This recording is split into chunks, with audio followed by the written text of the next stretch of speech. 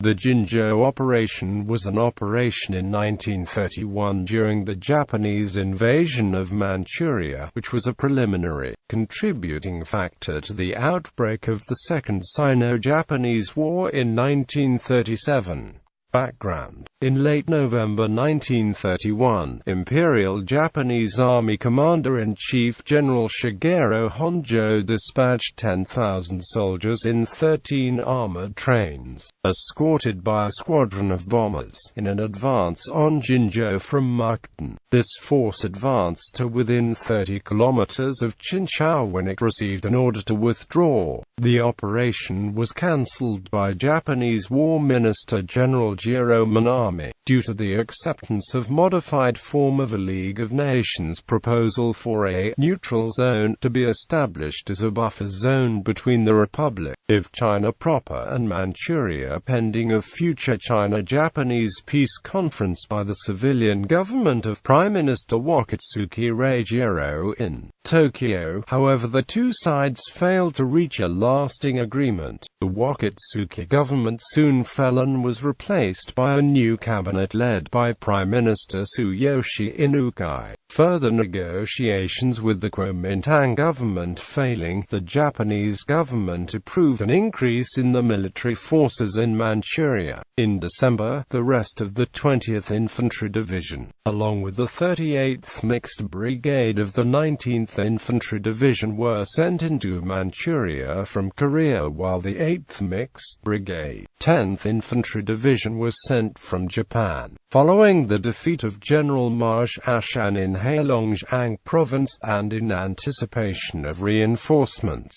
a new Japanese offensive was launched in Manchuria on December 21.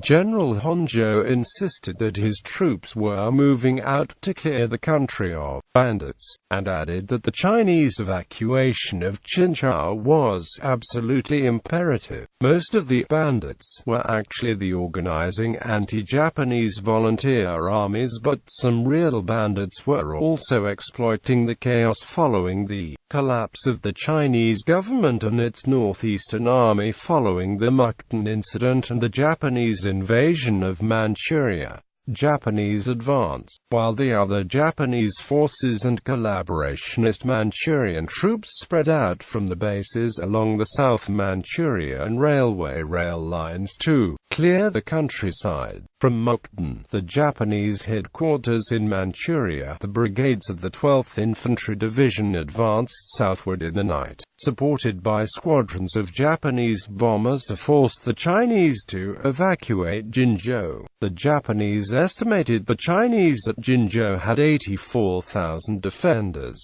with 58 artillery pieces placed to support two separate systems of entrenchments defending the city. The Chinese first defensive line, 20 miles north of the city, was a series of trenches aimed to stop the Japanese advance at the Taling River Bridge on the piping Mukden Railway. The Chinese had a second line of earthworks and entrenchments completely encircling Jinzhou to fall back on if the Japanese forces broke through the first line. Japanese Lieutenant General Jiro Tamon's troops cautiously advanced south from Mukden. The temperature was 30 below zero, and Japanese forces were camouflaged in white. Japanese reconnaissance aircraft reported a force of at least 3,000 Chinese bandits waiting to defend Panshan County. Brushing aside these Chinese skirmishes in a series of minor clashes, Tamon prepared to meet and crush the first serious Chinese resistance,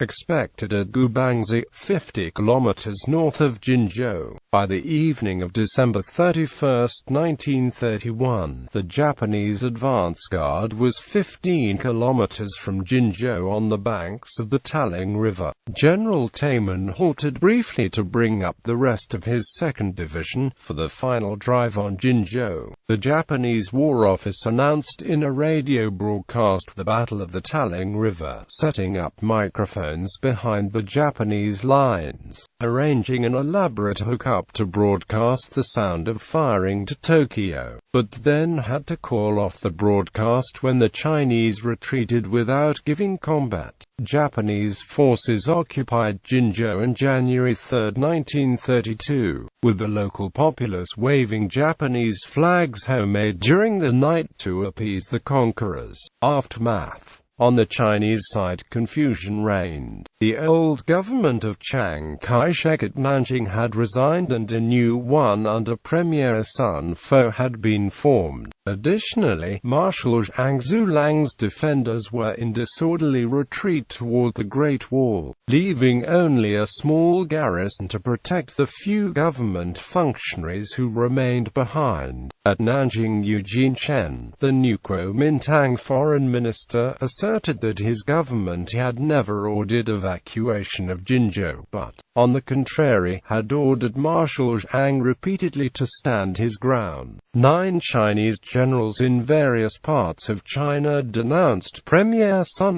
Fo's new government, blaming it for the humiliating loss of Jinzhou without a struggle. The day after the fall of Jinzhou, the Imperial Japanese Army occupied Shanhaiguan, thus completing its military control over South Manchuria.